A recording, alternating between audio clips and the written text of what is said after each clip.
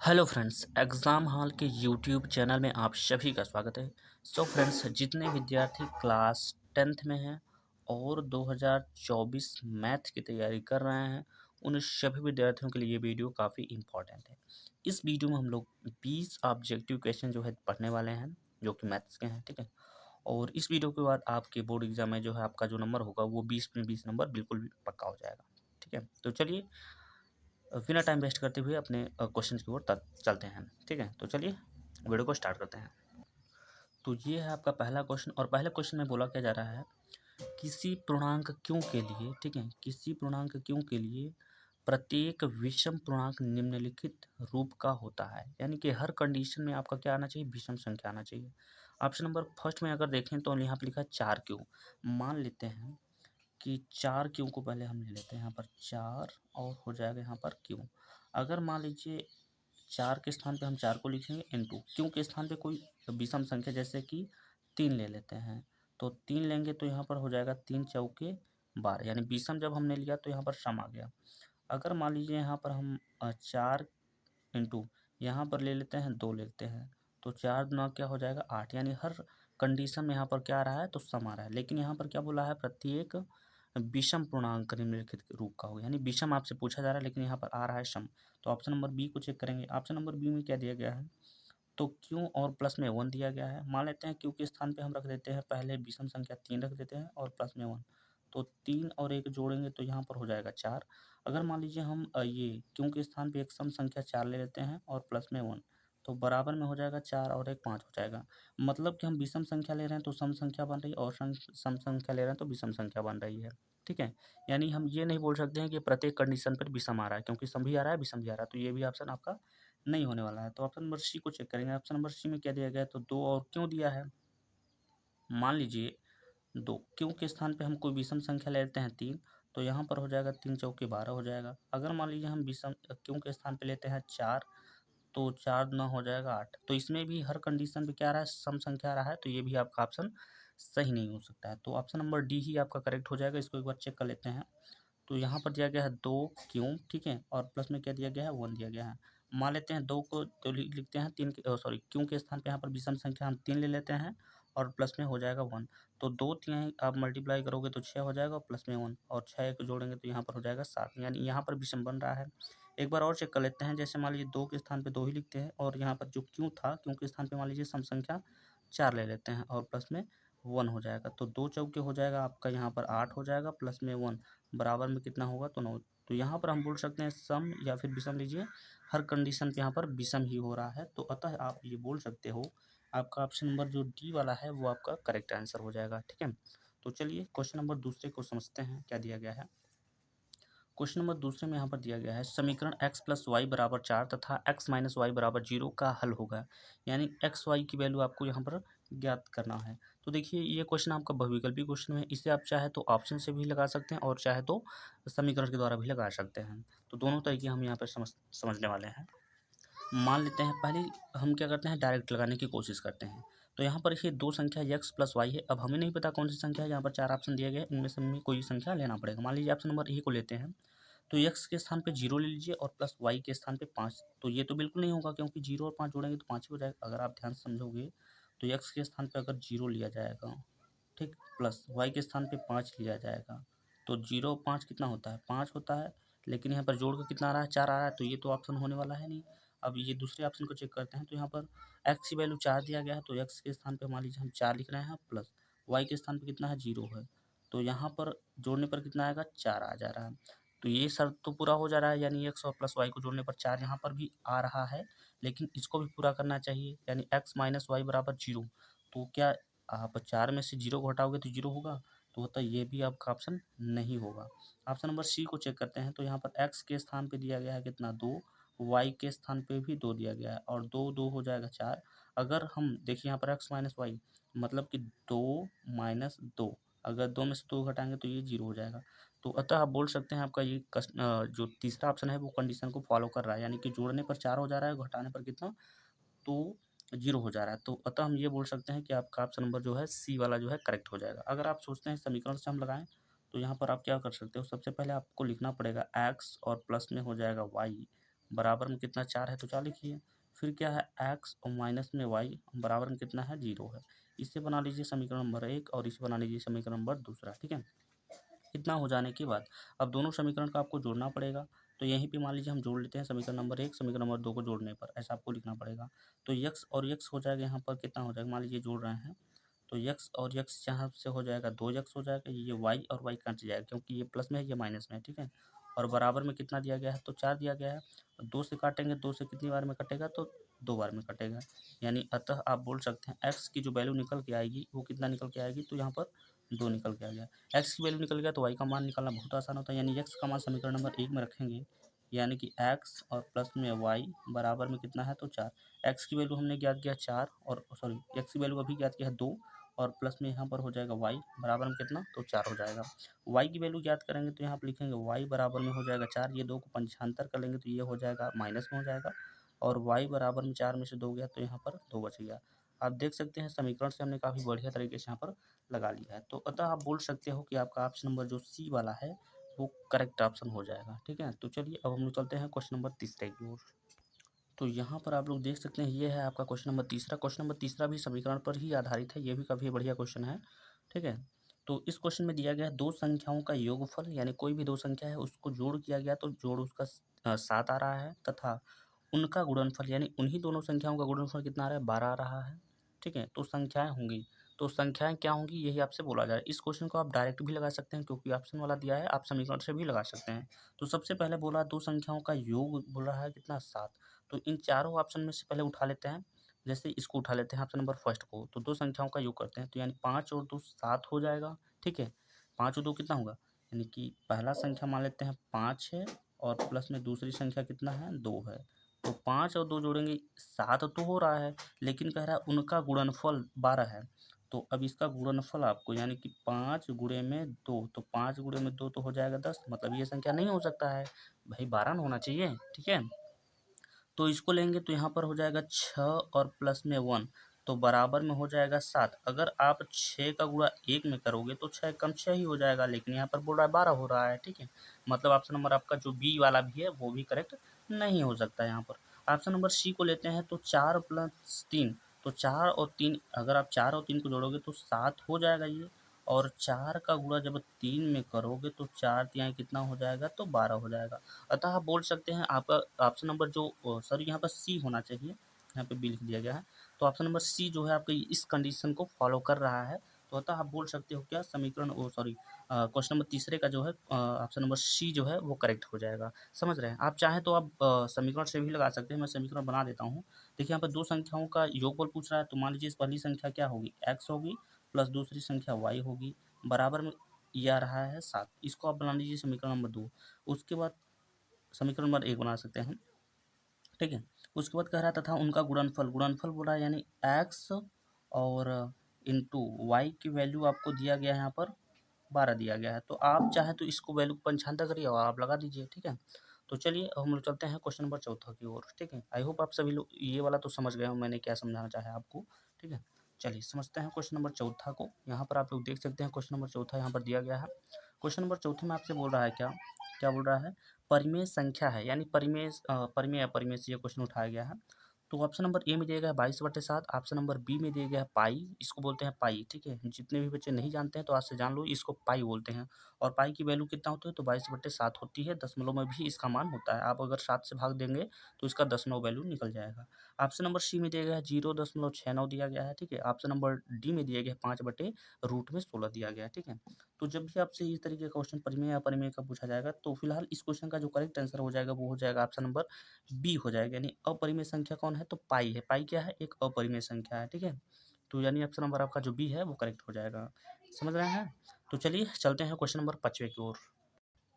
तो ये है आपका क्वेश्चन नंबर 5वां। ठीक है, क्वेश्चन नंबर 5वां में दिया गया है समीकरण 3x² माइनस 48 बराबर 0 के मूल होंगे। ठीक है, ये आपसे क्वेश्चन पूछ रहा है, ये इसको आप बहुत आसानी तरीके से लगा सकते हैं। जितने विद्यार्थी पढ़ रखे हैं इस चैप्टर को, ये वैसे प्रश्नावली 4B का है ये क्वेश्चन, तो जितने विद्यार्थी 4B पढ़े हैं वो तो आराम से लगा सकते हैं, जितने विद्यार्थी नहीं पढ़े हैं तो वो भी अब देख लीजिए आप लगा पाओगे। तो समीकरण आपको क्या दिया गया है, तो समीकरण में हमें दिया गया है 3।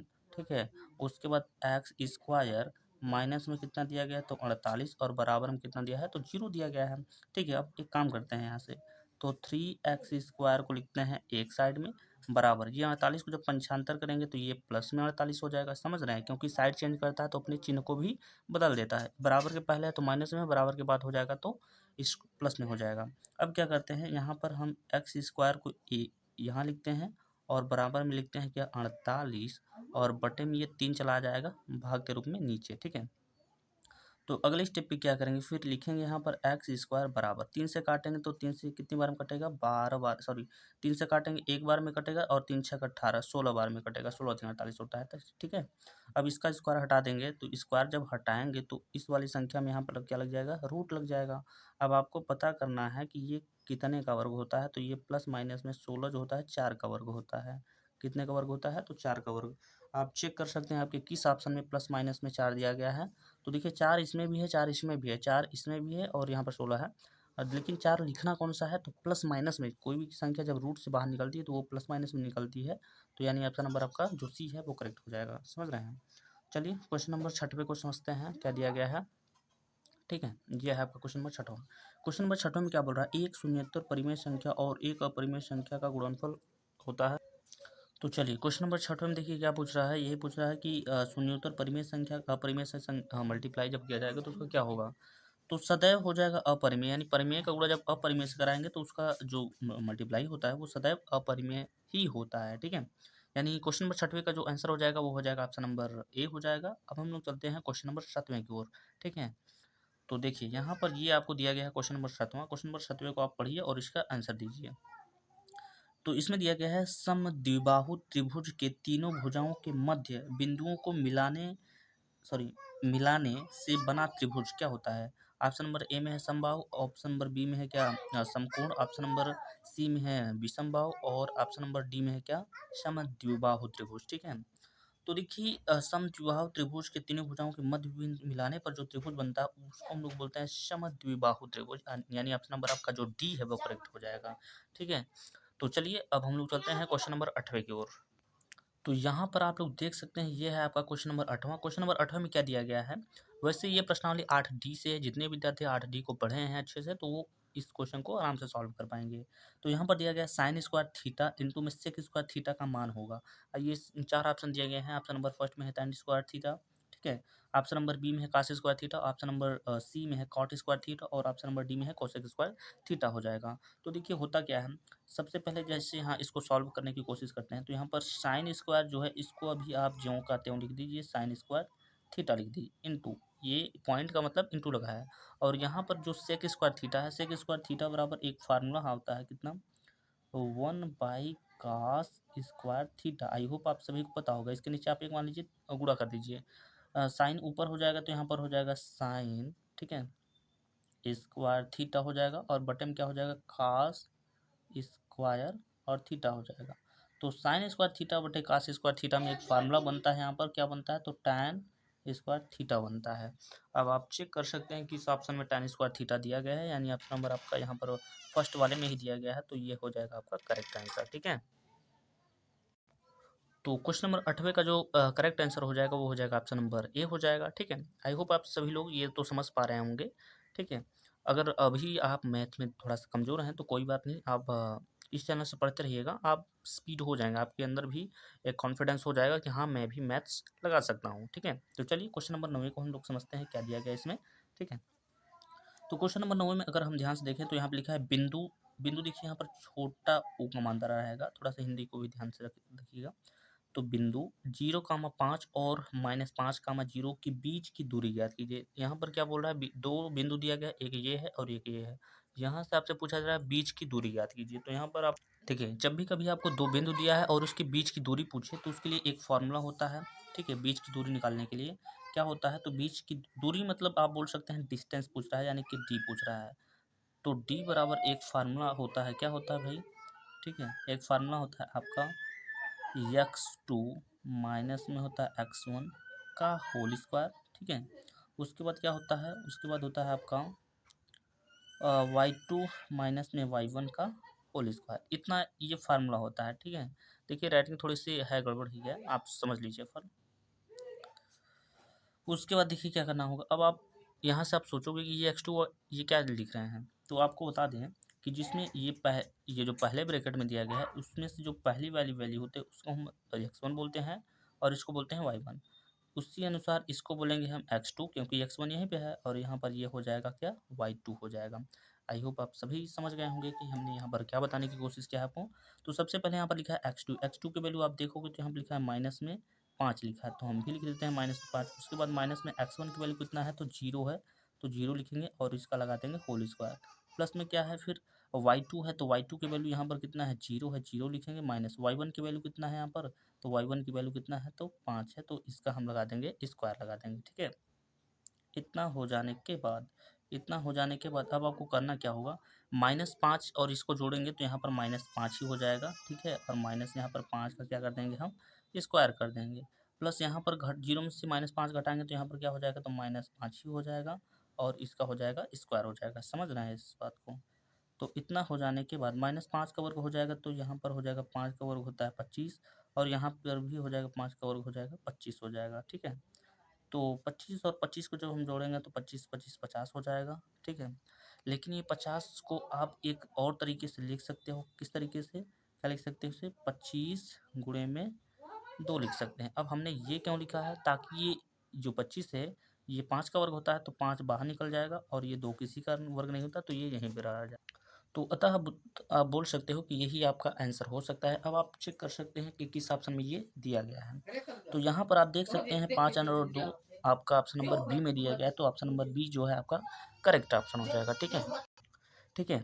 तो आई होप आप सभी को ये फार्मूला आपको नोट कर लेना चाहिए। क्या, किस लिए, क्योंकि जब भी आपको क्वेश्चन पूछेगा दो बिंदु के बीच की दूरी तो आप इसी फार्मूला का जो है अप्लाई कर लीजिएगा। ठीक है, तो चलिए अब हम लोग चलते हैं क्वेश्चन नंबर 10वें की ओर। ठीक है, 9वां तो हम लोग कवर कर लिया यहाँ पर। अब चलेंगे क्वेश्चन नंबर 10वें की ओर। क्वेश्चन नंबर 10वें में पूछ रहा है कि 9 sec square theta minus 9 tan square theta बराबर क्या होता है। ठीक है, तो ये आपका क्वेश्चन है। तो देखिए क्वेश्चन नंबर 9वां में क्या दिया गया है, यहाँ पर दिया गया है, यहीं पे हम बता देते हैं। यहाँ पर दिया गया है, सॉरी, इसको सबसे पहले हम क्या करेंगे, लिख लेंगे यहाँ पर 9 सेक स्क्वायर थीटा और माइनस में क्या हो जाएगा, 9 tan स्क्वायर थीटा। अगर इन दोनों में देखें कॉमन के रूप में तो हमें यहाँ पर 9 दिखाई दे रहा है, तो 9 को हम बाहर कर लेंगे। तो जब 9 बाहर करेंगे तो यहाँ पर बचेगा आपका सेक स्क्वायर थीटा माइनस में क्या बचेगा यहाँ पर tan स्क्वायर में थीटा। तो यहाँ पर लिखेंगे 9 इंटू, दो संख्या के बीच में हमेशा गुणा होता है। Sec square theta minus tan square theta बराबर आपको पता होना चाहिए कितना होता है, 1 होता है। और 9 का गुणा 1 में करेंगे तो हो जाएगा 9, अर्थात ये बोल सकते हैं आपके इस क्वेश्चन का जो करेक्ट आंसर हो जाएगा वो हो जाएगा ऑप्शन नंबर जो भी होगा जिसमें 9 लिखा होगा। तो आप देखो ऑप्शन नंबर बी में आपका 9 लिखा है, तो ऑप्शन नंबर आपका जो बी है वो करेक्ट हो जाएगा, क्योंकि हमने लगाने पर जब इसको सवाल को लगाया तो यहाँ पर आया कितना, 9 आ गया। ठीक है, तो चलिए अब हम लोग चलते हैं क्वेश्चन नंबर 11 को देखते हैं। ये देखिए है, ये है आपका क्वेश्चन नंबर 11। ठीक है, क्वेश्चन नंबर 11 में क्या दिया गया है, बिंदु 4, -3 किस चतुर्थांश में स्थित है। आई होप आप सभी लोगों को चतुर्थांश के बारे में पता होगा, अगर नहीं पता तो कोई बात नहीं, मैं चतुर्थांश के बारे में थोड़ा सा यहाँ पर समझाने की कोशिश करता हूँ। तो देखिए चतुर्थांश में होता क्या है, चतुर्थांश कुछ इस तरीके का होता है। इसमें ये होता है आपकी यक्स और यहाँ पर होता है आपका यक्स डैश, यहाँ पर होता है वाई और यहाँ पर होता है वाई डैश। चतुर्थांश नंबर पहले में क्या होता है, कौन कौन सा चिन्ह होता है, तो इसमें प्लस और प्लस होता है। और अगर दूसरे में अगर आप आते हो तो इसमें होता है माइनस कामा प्लस होता है, दो चिन्ह होते हैं। तीसरे में क्या होता है, तो माइनस कामा माइनस, यानी इसमें दो चिन्ह होते हैं। और चौथे में क्या होता है, तो प्लस कामा माइनस होता है। अब इस सवाल को देखो आप, ये किस चतुर्थांश में है। यहाँ पर अगर हम ध्यान से समझेंगे तो यहाँ पर प्लस, ये सॉरी 4 के आगे कोई चिन्ह नहीं तो मतलब प्लस होगा, और इसके सामने तो लिखा है माइनस। तो आप देखो प्लस माइनस किस में है, तो प्लस माइनस चतुर्थांश में हमें दिखाई दे रहा है। तो अतः आप ये बोल सकते हो कि ये सवाल जो यहाँ पर दिया गया है चतुर्थांश में होगा, किस चतुर्थांश में, तो चतुर्थांश में, यानी ऑप्शन नंबर आपका जो डी है वो करेक्ट हो जाएगा। समझ रहे हैं इस बात को। तो चलिए चलते हैं क्वेश्चन नंबर 12 की ओर। यहाँ पर आप लोग देख सकते हैं ये है आपका क्वेश्चन नंबर 12। ठीक है, क्वेश्चन नंबर 12 काफ़ी बढ़िया क्वेश्चन है, इसको भी हम लोग लगाने की यहाँ पर कोशिश करते हैं। तो जब भी इस तरीके का क्वेश्चन आएगा तो सबसे पहले उसमें से एक ऊपर या नीचे के वैल्यू को 90 के पदों में बदलना पड़ेगा।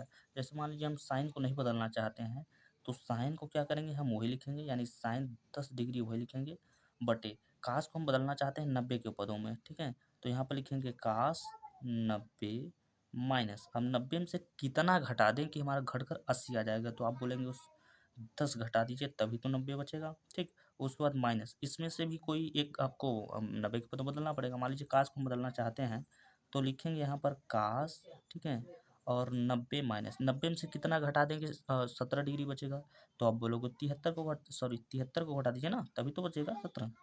और बटे में क्या हो जाएगा, बटे में हमारा हो जाएगा साइन साइन 73 डिग्री हो जाएगा। तो साइन ये ऊपर की वैल्यू को आप ज्यों कहते हो लिख दो, यानी कि साइन 10 डिग्री, और बटे में क्या हो जाएगा साइन 90 माइनस थीटा बराबर ये बदल जाता है, सॉरी कास 90 माइनस थीटा है तो कास बदल जाएगा किसमें, साइन में, और थीटा के स्थान पे दिया गया यहाँ पर 10 डिग्री, माइनस माइनस लगाइए। उसके बाद यहाँ पर कास 90 माइनस थीटा बराबर कास को हम बदल देंगे साइन में, थीटा के स्थान पे यहाँ पर है कितना, तो 73 है, और बटे में कितना लिखा है, तो बटे में लिखा है साइन और 73 डिग्री। ये साइन से साइन कट जाएगा तो यहाँ पर एक बचेगा, ये भी कट जाएगा तो यहाँ पर एक बचेगा, और एक में से गया तो कितना आ गया, तो जीरो आ गया। अतः आप देख सकते हैं आपके किस ऑप्शन में जो है जीरो दिया गया है वही ऑप्शन आपका करेक्ट हो जाएगा। तो यहाँ पर आप देख सकते हैं ऑप्शन नंबर आपका सी में दिया गया है जीरो, तो यही वाला ऑप्शन आपका जो है करेक्ट हो जाएगा। समझ रहे हैं इस बात को। तो चलिए अब हम चलते हैं क्वेश्चन नंबर 13 की ओर। ये देखिए आपका है ये क्वेश्चन आपका 13, ठीक है। तो चलिए समझते हैं। देखिए क्वेश्चन नंबर 13 में दिया गया है 4 tan थीटा बराबर 3 है तो इतने इतने का मान ज्ञात कीजिए, जो भी लिखा है, ठीक है। तो चलिए सबसे पहले हम यहाँ पर tan को लिख लेते हैं। सबसे पहले यहाँ पर लिखा क्या है, तो लिखा है 4 tan थीटा और बराबर में है 3। तो मान लीजिए हम थीटा की वैल्यू निकालना चाहेंगे तो लिखेंगे थीटा बराबर में ये 3 है और ये 4 चला जाएगा नीचे। आप सभी लोग जानते होंगे tan थीटा बराबर एक फार्मूला होता है, क्या होता है, साइन थीटा, और बटे में क्या होता है, तो बटे में होता है कास थीटा। ये आई होप आप सभी को पता होगा। ये हमने क्यों लिखा है, क्योंकि इससे हमें पता चल गया कि ये जो 3 है वो साइन की वैल्यू है और ये जो 4 है वो कास की वैल्यू, क्योंकि सवाल में हमें साइन और कास की ही वैल्यू पूछा है। ठीक है, अभी आप देखो कितना अच्छे तरीके से आपका सवाल लगने वाला है। तो सवाल में क्या दिया गया है, सवाल में हमें दिया गया है 4 साइन थीटा दिया गया है, ठीक है, माइनस में क्या दिया गया है, तो कास और थीटा दिया गया है, बटे में क्या दिया गया है 4 साइन थीटा, प्लस में यहाँ पर दिया गया है क्या, कास थीटा दिया गया है। तो अब 4 को आपको 4 ही लिखना है, इंटू साइन की वैल्यू अभी आप देख सकते हो वहाँ कितना निकल के आया है, तो 3 निकल के आया है तो 3 लिख दीजिए, माइनस कास की वैल्यू कितना, तो कास की वैल्यू है 4, बटे में लिखेंगे यहाँ पर कितना है, बटे में है 4 है, 4 लिखेंगे, इंटू साइन की वैल्यू कितना 3 है और प्लस है, और कास की वैल्यू कितना, तो 4 हो गया। इतना हो जाने के बाद अब आप समझो, तो 3 का गुणा जब 4 में करेंगे तो यहाँ पर 3 चौके 12 हो जाएगा, माइनस में यहाँ पर 4 हो जाएगा, बटे 3 चौके कितना हो जाएगा, तो 12 हो जाएगा, बटे में कितना हो जाएगा, तो 4 में हो जाएगा प्लस में, ठीक है। तो इतना हो जाने के बाद अब आपको करना क्या है, तो आप जब घटाओगे 12 में से 4 को तो कितना बचेगा, 8 बचेगा कि नहीं, ये बताइए, 8 होगा। और 12 और 4 जोड़ेंगे तो 12 और 4 हो जाएगा 16। आप इसे कटा सकते हैं, 8 से कटेगा ये एक बार में, 8 से कटेगा कितनी बार में, तो वो 2 बार में। तो अतः आप बोल सकते हो 1/2 इस क्वेश्चन का जो है करेक्ट आंसर होना चाहिए। अब चेक करते हैं किस ऑप्शन में दिया गया है, तो ऑप्शन नंबर आपके सी वाले में दिया गया है 1/2। समझ रहे हैं इस बात को। देखिए इतना बढ़िया तरीके से हमने ट्रिक से इसे आप बोल सकते हो अच्छे तरीके से इस क्वेश्चन को जो है सॉल्व कर दिया है, ठीक है। तो चलिए चलते हैं क्वेश्चन नंबर 14 की ओर। तो ये देखिए क्वेश्चन नंबर चौथा में क्या, आपको सॉरी 14 में क्या पूछ रहा है, किसी वृत्त के केंद्र पर बने कोण वाले त्रिज्यखंड का क्षेत्रफल होता है, यानी इस ये फार्मूला है, यानी त्रिज्यखंड का आपको फार्मूला पूछ रहा है। तो आपको पता होना चाहिए कि देखिए अब त्रिज्यखंड का फार्मूला होता क्या है, थीटा बटे 360 इंटू पाई आर स्क्वायर होता है। क्या होता है, थीटा बटे 360 इंटू में पाई आर स्क्वायर, यानी ऑप्शन नंबर आपका जो बी है वो करेक्ट हो जाएगा। समझ रहे हैं, ये हमने डायरेक्ट बताने की कोशिश किया क्योंकि इसमें समझाने की कुछ है नहीं, ठीक है। तो आप बता ही सकते हैं, तो आप इसे याद कर लेना कि जब भी आपको किसी वृत्त के मतलब त्रिज्यखंड का क्षेत्र मतलब त्रिज्यखंड का जब भी फार्मूला क्षेत्रफल को पूछा जाएगा तो आप बताएंगे थीटा बटे 360 इंटू पाई आर स्क्वायर हो जाएगा। समझ रहे हैं इस बात को। तो चलिए चलते हैं क्वेश्चन नंबर 15 की ओर। तो ये है आपका क्वेश्चन नंबर 15, और क्वेश्चन नंबर 15 भी फार्मूले से ही रिलेटेड क्वेश्चन है, ठीक है। यहाँ पर बोल रहा है क्या, बेलन का वक्र पृष्ठ का सूत्र है, ठीक है। तो देखिए बेलन जब भी आपसे पूछेगा बेलन का वक्र पृष्ठ का फार्मूला तो आप बताएंगे 2 पाई आर एच होता है, यानी ऑप्शन नंबर आपका जो सी है वो करेक्ट हो जाएगा। समझ रहे हैं इस बात को। चलिए क्वेश्चन नंबर 16 को समझते हैं। ये क्वेश्चन काफ़ी बढ़िया है। ये देखिए आपके बोर्ड एग्जाम में 6 नंबर का भी पूछा जाएगा, बहुविकल्पी में भी पूछा जा सकता है। वैसे बहुविकल्पी में इस तरीके का क्वेश्चन देखने को नहीं मिलता है, क्योंकि ये लॉन्ग वाले क्वेश्चन में आ जाता है। ठीक है, तो चलिए इसे हम लोग लगाने की कोशिश करते हैं। आप क्वेश्चन को देखकर पहली बात तो डरा मत किया कीजिए। ठीक है, तो देखिए क्वेश्चन में दिया क्या गया है। कह रहा है कि धरती पर एक मीनार ऊर्ध्वाधर खड़ी है। ठीक है, धरती के एक बिंदु से जो मीनार के पाद बिंदु का मतलब मुख्य बिंदु होता है, ठीक है, से 15 मीटर दूर मीनार के शिखर का उन्नयन कोण 60 डिग्री है। मीनार की ऊंचाई ज्ञात कीजिए। चलिए इसको हम लोग समझ लेते हैं। सबसे पहले इसने बोला क्या है सवाल में, धरती पर एक मीनार ऊर्ध्वाधर खड़ी है। ठीक है, मतलब सीधा खड़ी है। तो मान लेते हैं ये धरती है और यहाँ पर एक मीनार बना देते हैं, यहाँ से यहाँ तक खड़ी हो गई मीनार। उसके बाद बोला धरती के एक बिंदु से जो मीनार के पाद बिंदु, मतलब जो मीनार मतलब धरती का जो एक बिंदु है जो मीनार के पाद बिंदु से 15 मीटर दूर, 15 मीटर दूर कहने का मतलब मीनार के पाद बिंदु से 15 मीटर दूर जो है, ठीक है, उसके बाद बोल रहा है 15 मीटर दूर मीनार के शिखर का, यानी मीनार का जो शिखर का उन्नयन कोण यहाँ से बन रहा है, ये वो कितने डिग्री का बन रहा है, तो 60 डिग्री का बन रहा है भैया। यही क्वेश्चन में बोल रहा है ना। तो इसको आप बना सकते हो, ये ए नाम दे सकते हो, इसको दे सकते हो बी, और इसको दे सकते हो सी दे सकते हो। तो इतना नाम देने के बाद अब देखिए इसमें बोल रहा है ये जो 15 जो दिया है ना, 15 मीटर दूर, वो जो मीनार है उसका मुख्य बिंदु और जहाँ पर ये उन्नयन कोण बन रहा है उसकी दूरी यहाँ पर दे दिया गया है। कितना, 15 मीटर दे दिया गया। आपको क्या नहीं दिया है, तो ऊंचाई। इसमें पूछ भी रहा है मीनार की ऊंचाई ज्ञात कीजिए। तो ऊंचाई को आप दर्शा सकते हैं किससे, एच से। तो जब भी ऊंचाई और मतलब कि लंब और आधार की बात करेगा तो यहाँ पर कौन सा फार्मूला लगता है, तो आप सभी लोगों को पता होगा। वहाँ पर हम यूज़ करते हैं tan थीटा बराबर में हो जाएगा ए बी, हो जाएगा ए बी मतलब कि लंब हो जाएगा। ठीक है, और बटे में बी सी मतलब आधार हो जाएगा, तो यहाँ पर लिख देंगे बी सी। उसके बाद क्या करेंगे, तो यहाँ पर लिखेंगे tan थीटा की वैल्यू आपका दिया गया यहाँ पर 60 डिग्री, तो 60 डिग्री लिखेंगे। ए बी की वैल्यू हमारा कितना है, तो एच है, एच मतलब हाइट है ना, और बी सी की वैल्यू कितना है, तो 15 है। और tan 60 है, उसकी वैल्यू आपको पता होना चाहिए कितना होता है, तो √3 होता है, बराबर में हो जाएगा एच, और बटे में कितना हो जाएगा, तो 15 हो जाएगा। इसके नीचे एक मानिए, तिरे गुड़ाई कर दीजिए। तो 15 का जब रूट में करेंगे 3 में, तो हो जाएगा यहाँ पर 15 रूट में 3 बराबर में हो जाएगा एच, यानी एच की वैल्यू कितना निकल गया, तो 15 रूट में 3 निकल गया है। तो अब चेक कर लेते हैं किस ऑप्शन में दिया गया है। तो 15 रूट में 3 ऑप्शन नंबर फर्स्ट में ही दिया गया है, जो कि हमारा निकल के यहाँ पर आया था। ठीक है, तो चलिए चलते हैं क्वेश्चन नंबर 17 की ओर। यहाँ पर आप देख सकते हैं क्या दिया गया है। तो क्वेश्चन नंबर 17 में बोल रहा है सभी संभाव त्रिभुज होता है, नहीं, या होते हैं, ऐसा बोल सकते हैं, होते हैं। तो ऑप्शन नंबर ए में दिया गया सर्वांगसम, ऑप्शन नंबर बी में है समरूप, ऑप्शन नंबर सी में है समानुपाती, और ऑप्शन नंबर डी में है कोई नहीं। ठीक है, आपको यहाँ थोड़ा सा समझाने की मैं कोशिश करता हूँ। जैसे मान लीजिए कोई भी एक त्रिभुज लेते हैं, समबाहु त्रिभुज, ये कुछ इस तरीके का ले लेते हैं, मान लेते हैं ये हो गया, और इससे एक छोटा त्रिभुज हम लोग यहाँ पे बना लेते हैं, ये भी एक समबाहु त्रिभुज है, ये भी एक समबाहु त्रिभुज है। बस फर्क क्या है इन दोनों का, आकार का, यानी ये बड़ा है थोड़ा सा, ये छोटा है। तो अतः इससे आप बोल सकते हो ये क्या है, समरूप है, यानी समान रूप के हैं। भाई छोटे बड़े से क्या है, लेकिन रूप तो उसका समान ही है ना, तो हम बोल सकते हैं समरूप, यानी ऑप्शन नंबर आपका जो बी है वो करेक्ट हो जाएगा। समझ रहे हैं इस बात को। तो चलिए चलते हैं क्वेश्चन नंबर 18 को समझते हैं क्या दिया गया है। क्वेश्चन नंबर 18 को यहाँ पर देख लीजिए। क्वेश्चन नंबर 18 में क्या बोल रहा है, 1 + tan² थीटा बराबर होता है, यानी 1 + tan² थीटा बराबर क्या होता है। तो ये एक डायरेक्ट फार्मूला आपसे पूछा जा रहा है। आप एक लोगों ने एक फार्मूला पढ़ा होगा, क्या, सेक स्क्वायर थीटा माइनस में होता है tan स्क्वायर थीटा बराबर में 1 होता है। मान लीजिए सेक स्क्वायर थीटा की यहाँ पर मान लीजिए वैल्यू हम निकालना चाहें, तो सेक स्क्वायर थीटा बराबर क्या हो जाएगा, 1 + tan² थीटा हो जाएगा ना। मतलब 1 + tan² थीटा बराबर क्या होगा, तो सेक स्क्वायर थीटा हो जाएगा। तो कहने का मतलब 1 + tan² थीटा किसके बराबर होता है, तो सेक स्क्वायर थीटा के बराबर हो जाता है। ठीक है, तो चलिए चलते हैं क्वेश्चन नंबर 19 को देखते हैं क्या दिया गया है।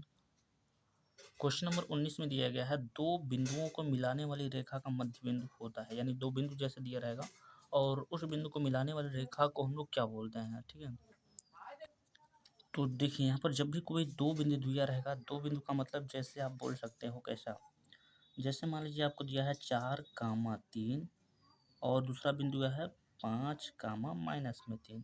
अब इन दोनों के बीच की दूरी हमें निकालना, सॉरी मध्य बिंदु निकालना होगा। तो हम किस फॉर्मूले का यूज़ करने वाले हैं, तो हम तब किस फॉर्मूले का यूज़ करेंगे, तब हम यूज़ करेंगे ये x1 plus Y, sorry x1 plus x2 हो जाएगा। यहाँ पर हो जाएगा x1 प्लस x2 अपान में 2 और कामा में हो जाएगा y1 प्लस y2 अपान में 2। ठीक है, तो यानी क्वेश्चन नंबर 19 का जो आंसर हो जाएगा वो हो जाएगा ऑप्शन नंबर डी हो जाएगा। अब हम लोग समझते हैं क्वेश्चन नंबर बी को। तो क्वेश्चन नंबर बी यहाँ पर दिया गया है, क्या दिया गया है, दिया गया है त्रिभुज एबीसी में 20 समकोण है, यदि AB बराबर 3, BC बराबर 4, AC बराबर 5 हो तो साइन ए का मान ज्ञात कीजिए। ये आपसे पूछा जा रहा है। तो सबसे पहले इसको हम लोग करते क्या है, ठीक है, तो सबसे पहले हम एक त्रिभुज बना लेते हैं। मान लेते हैं ये हमारा एक त्रिभुज है। ठीक है, त्रिभुज में नाम दे देते हैं, ये ए है और यहाँ पे 20 समकोण है, तो बी को आपको यहीं रखना पड़ेगा और ये हो जाएगा सी। ए बी का मान दिया गया है 3, यानी ए और बी का वैल्यू हमें दिया गया है 3, बी सी की वैल्यू दिया गया है 4, ए सी की वैल्यू दिया गया है 5 और आपसे पूछ रहा है साइन ए का मान ज्ञात कीजिए। ठीक है, किसका, तो साइन ए। सबसे पहले आपको पता होना चाहिए कि साइन ए बराबर होता क्या है, तो साइन ए बराबर होता है लंब और बट्टे में क्या होता है, कर्ण पूछ रहा है। यहाँ पर कोण ए पूछ रहा है तो लंब आपका क्या हो जाएगा, आधार हो जाएगा यानी 4 हो जाएगा और कर्ण हो जाएगा तो 5 हो जाएगा, यानी आपका आंसर जो होगा 4/5 आंसर होना चाहिए। तो देख लेते हैं कि इस ऑप्शन में 4/5 दिया गया है, तो ऑप्शन नंबर सी में दिया गया है 4/5 यहाँ पर, तो यही वाला ऑप्शन जो है करेक्ट हो जाएगा। तो इस वीडियो में हम लोगों ने 1 से लेकर 20 तक क्वेश्चन मतलब पढ़ने की कोशिश किया है, अच्छे से समझाने की मैंने कोशिश किया है आप लोगों को। आई होप आप सभी को ये क्वेश्चन जितने भी मैंने बताया अच्छे से समझ पाए होंगे। तो इस वीडियो में बस इतना ही, मिलते हैं नेक्स्ट वीडियो में, तब तक के लिए जय हिंद, जय भारत।